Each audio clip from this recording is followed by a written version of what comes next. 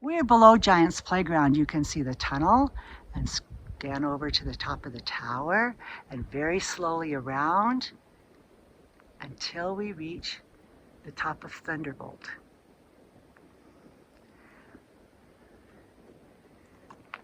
This was an ancient riverbed, which is now as a road between Giant's Playground and Spiral Mountain. As you can see, construction engineers are tearing down Spiral Mountain to reinforce a road which ends exactly at Giant's Playground and connects to I-90 freeway. This is what they're tearing down. Spiral Mountain Megaliths.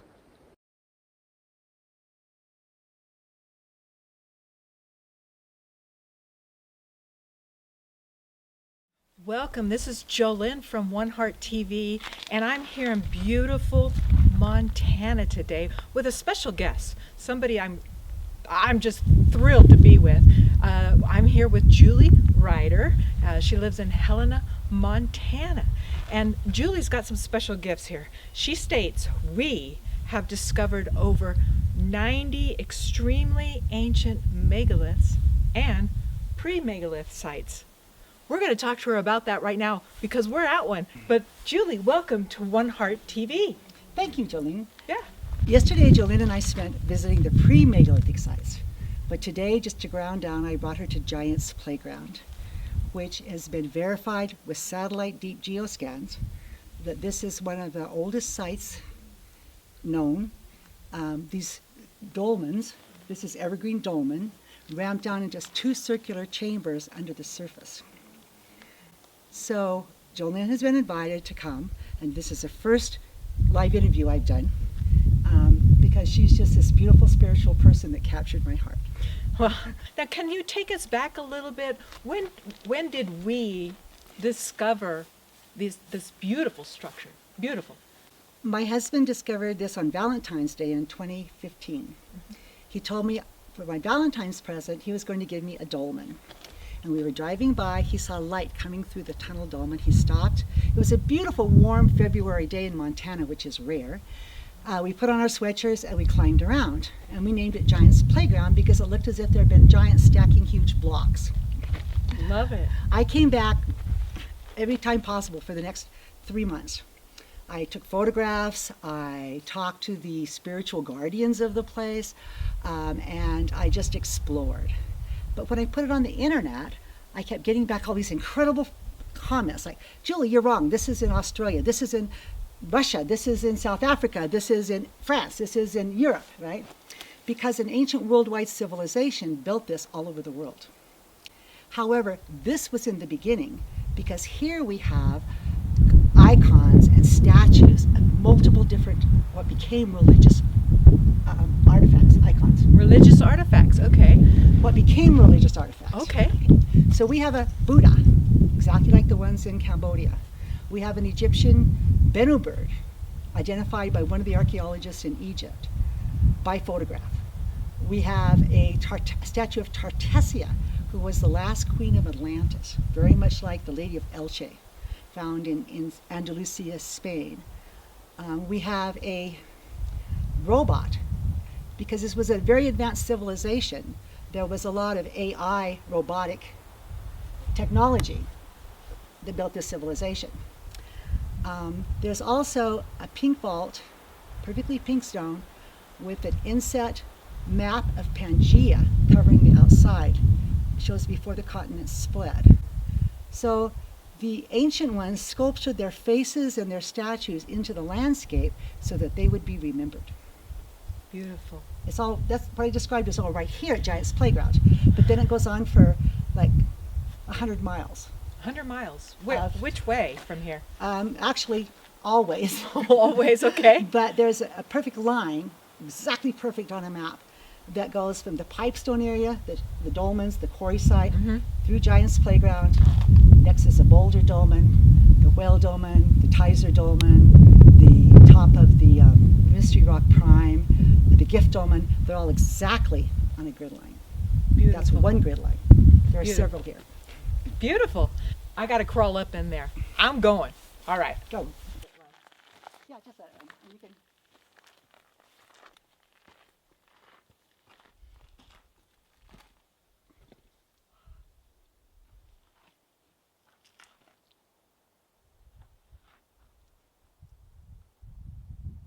I brought Joelyn to the robotic watcher, which is a stone-carved robot. The robot has a left eye that is white with a circular black pupil that lights up on the spring equinox when the sun comes over this mountain at sunrise. The robotic watcher has a large knob on the center of the chest. There are similar pictographs in Utah in the Saco Canyon that have 2 and 3 knobs. Our watcher has 1. We believe that the ancient civilizations were highly technological, and the same type of figures exist all over the world. The ancient Sumerian documents talk about the Bionic Beans, which helped build and mine gold. So here we have a Bionic Bean, which is still in a robotic form. The base of the robotic watcher, you've got 2 legs that come down with like boot-type feet that are set on a different base. Here we have a very unique feature is this red brick configuration, and there's a hole in the center, just big enough for a finger. This exact same 90-degree angle cut configuration, looks exactly like this, is on the front of the pipestone wall about 30 miles from here as the crow flies. It also has the hole in the center. I believe that this was a key code, like a keypad, and it was scraped off much like the ancient Egyptians turned the Sphinx from a cat, a female cat, into a pharaoh's head. Later civilizations came and they built over top of many of these structures. We see very ancient structures with layers and layers of other civilizations, icons over top of them. I think this was removed. However, some tell me that they believe that the technology is still turned on. We're back at another feature part of the site, Giants Playground, and Julie's going to explain this feature. Thank you, Joelyn. This is the tower dolmen. It's a square structure, a total stone that runs all the way to the road below us, about 2 stories, and then deep underground. It's humongous. On the top of the tower dolmen is a very large stone that looks like it's been covered like a fitted sheet. It's covered with geopolymer, balanced on a secondary stone, which is balanced on an area about this big.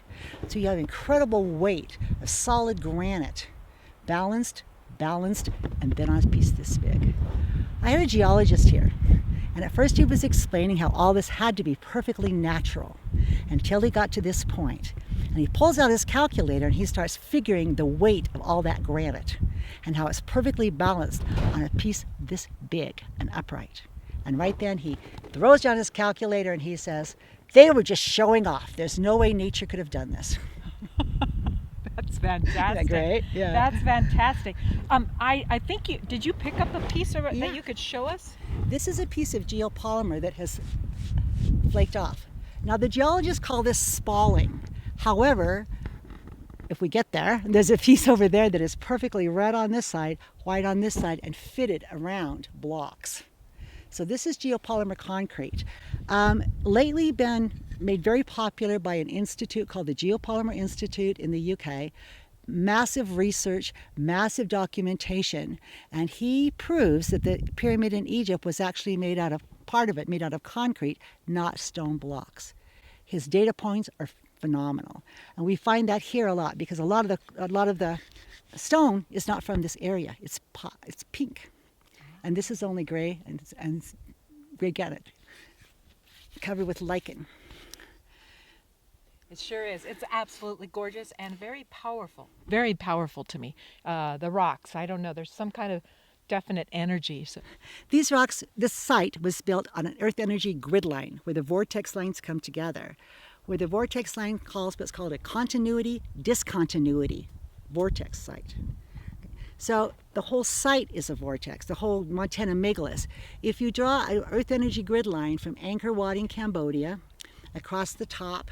It comes through the Montana Megaliths. It comes through the areas in Mexico where the Olmec heads are, and where Veracruz, Mexico, the ancient civilizations, and into Nazca, Peru. It's a perfect grid line. And so being on that grid line, the energy, the Earth magnetic energy is extremely strong here. Okay. And then the crystal in the stone, much of this quartz is 40% quartz crystal. It enhances and magnifies that electromagnetic energy. So we use this as a healing site. We do ceremonies here. We bring medicine people here. Just heard a story ended yesterday with a young woman we brought here who wanted to have a child in the worst way. And she's birthing her child. Really? Yeah.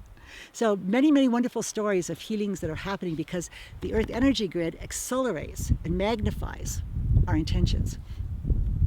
There's a lot to be said about that, indeed. Thank you for sharing that part of it. Let's show them what it looks like. Yeah.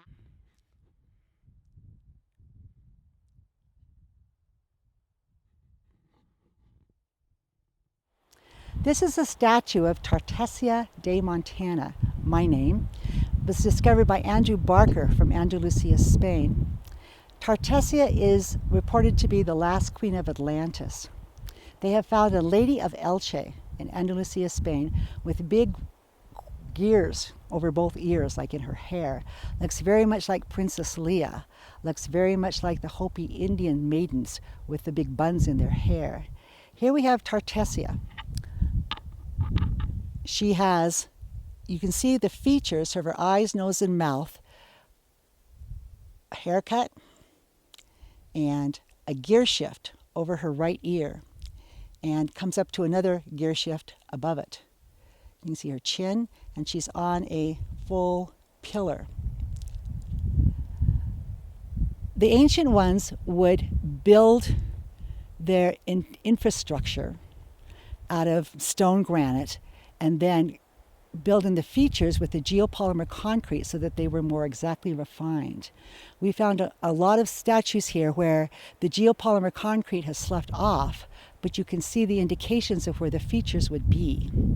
So you can see what her eyes, her nose, her mouth would have been featured, and still the rondelles in her hair. Tartessia guards the main complex here. In front of her, Tartessia is the tunnel dolmen, which we'll show you in just a moment. And the tower is to the left above her. Tartessia faces west.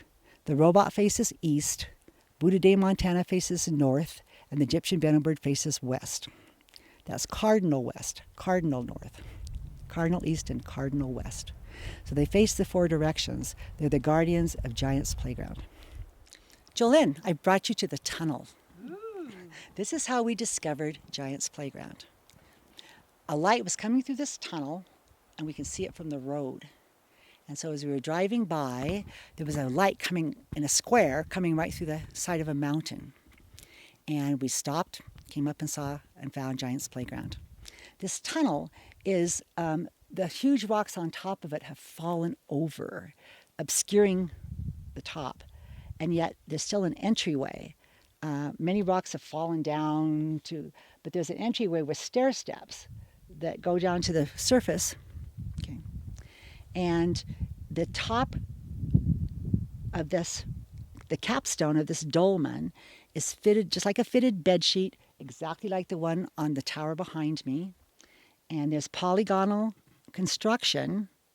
There's cyclopean blocks holding it together. And very sharp cuts, proving that this was an ancient, intentionally constructed megalith.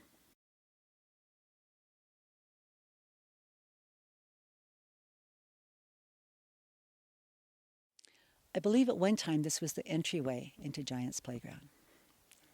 This is the portal through which they entered this magical place. What is a portal?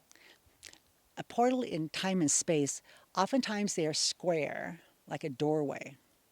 Oftentimes they look like a dolmen. But a portal is an entry into another time-space continuum. And inside this area is where they might have done ceremony? my personal belief at this moment, subject to change with new information, as I always am, I'm open to any new information that comes that proves valid. But at this moment in time, my working theory is that this was built extremely ancient because of the construction of the prime sites, which are built all over the world, always over gold mining sites. So this was an industrial plant. Okay. Later civilizations, as they began to worship the highly advanced civilizations that built it, built icons and statues and built religions over this knowledge. And so therefore they inserted into the site the Bennu bird, because he's stuck in between. Carved the robotic watcher. The Buddha was added. They're added to the outside of the structure, I believe, by a much, much later civilization. So there were epochs of time where one civilization would build and it was destroyed by asteroids, floods, pole shifts through many, many cycles. The indigenous elders talk a lot about this in the first world, second world, third world, fourth world, fifth world. We had a Tibetan Rinpoche Tulku who came here, and he talked about how huge the animals and the plants and the people were in the first world, and then slowly deteriorated as they became more material until they got very, very, very small, like this big, and then came back up to the size that we are now. So here we have statues that are between 15 and 20 feet high. So my theory is that this is they rebuilt these in the fourth world. They put the statues in the fourth world because they're familiar to us. We recognize the Buddha. We recognize the Bennu bird. We recognize them. Okay. Where in the pre-megalithic sites, they're humongous, right? And there's many human ET hybrids. We've found figures of them. And everything there is bigger than life. So that was a much, much older pre-megalithic civilization. Things weren't built. There's no dolmens up there. There's no square structures. There's no mining energy plants. Okay, it is pre-megalithic. Where further south, we see the cuts and the structures and the highly technologically advanced building. So these were intentionally constructed. Welcome home. Welcome home. This is behind the robotic watcher. You can see the sheer lines, 90-degree cut blocks. Granite naturally splits at 30 and 60-degree angles. If you see a series of 90-degree angle blocks and straight lines, that was intentionally constructed. Nature doesn't do that. The beautiful feature about this is that we also have a sonic knob coming out of the side. And the entire formation is a perfect square with 90-degree angles at each corner.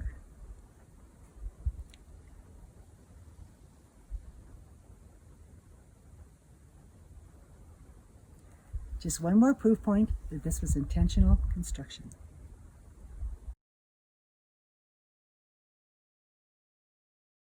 One of the unusual features here is that we know this was constructed. One of the proof points is that there's a pink, very smooth granite stone exactly next to a completely different textured gray granite stone topped by the same capstone. Two completely different types of stone do not exist next to each other in the same place unless they were brought here or intentionally constructed here. This is a major proof point. We see this throughout the Montana Megaliths. Cut pink stone set into black walls.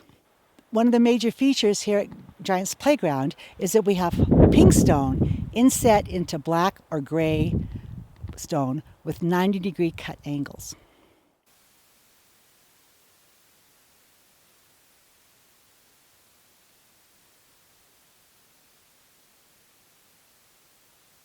Behind me is the pink vault. There are 2 rows of stacked black granite blocks cut at 90-degree angles, enclosing a 2 sculptured pieces of pink granite. Okay. There's a geomural on the face of the granite. A geomural is geopolymer concrete, that's special colors that is used to paint images onto the rocks. It is a perfect map of Pangaea before the continents split. So the builders left us maps. We're finding that there are several maps here of land and territory that we're starting to discover what is. Where do these maps fit? This is an ongoing exploration. Behind the pink vault is the heart dolmen. Layers of hearts and suspended layers of hearts. So this is an energy vortex center, okay, that maps the ancient world. Well, Julie, this has been absolutely remarkable. I mean, I can feel the energy, as I said, and you've done so much research. Again, you just stumbled upon this? Actually, Native American elders from 3 different tribes, unknown to each other, told me this is what I would be doing. They told me about the ancient cities of light, the prophecies. I was told to find these and take the information to the world. And thanks to Joelyn, we're doing that. We're taking this information to the world. We're definitely going to take this to the world. We need to help this site, very much so. Do you not agree? I agree. There is a road construction project going on that is tearing down the area in front of Giants Playground and the whole side of the Spiral Mountain Complex. They're actually breaking up megaliths with construction equipment, hauling it away to straighten out a road that is in the middle of nowhere. $6 million project in the middle of nowhere. 75% of the roads in Montana are dirt roads. Okay. Dirt roads. However, they're building the road exactly from Giants Playground to the freeway, I-90. And they're straightening out the curves, taking it down 40, 50 feet in the middle of nowhere. We're concerned. I'm concerned. I drove all the way here from California to interview this delightful person who really has done her work, her research down to the bottom line. And she is now wanting to save this. Obviously, I do too. I have a great passion. Where can they find you? More of your sites. You took us to multiple ones yesterday. Where can they find you? My website, I have 2 websites. The first one started out as galacticfacets.com. However, it became overwhelming because I mixed a lot of the esoteric photographs of the crystal skulls that belong to the Cherokee, of orbs, together. Then when the U.S. Forest Service threatened me with 6 months in prison if I brought people here, I started a second website called Montana Megaliths.com, and that is just about the megalithic sites. It's not complete by any means. Never. And I'm slowly rewriting it. I'm gaining abilities to write better. A lot of practice the last 8 years. I'm starting to photograph, better photographs, better designs, and I'm joining what I've been taught from friends all around the world. There's no way this would be possible without thousands and thousands of Facebook friends, researchers in their own right, who are contributing to the body of knowledge. I'm a registered nurse. This isn't my background. I find these sites intuitively, and I just go to them. Then I document them, put them on the internet, and the whole world comes back. People from all over the world telling me what they are, how they work, why they are. And I appreciate that because we have matches with what we have here at Giants Playground all over the world in these ancient civilizations. And together, we're going to protect, and we're going to learn, and we're going to take back our own history that has been hidden from us. We're doing that together. I don't think I need to see anymore. Thank you so much for giving yourself your time and effort, and I think you've got more to find. So stay tuned. We'll have everything down below for you to find her sites. Again, this is WonHeart TV. Thank you for this interview. And thank you. And we're out. Peace, love to you all. This is Joelyn.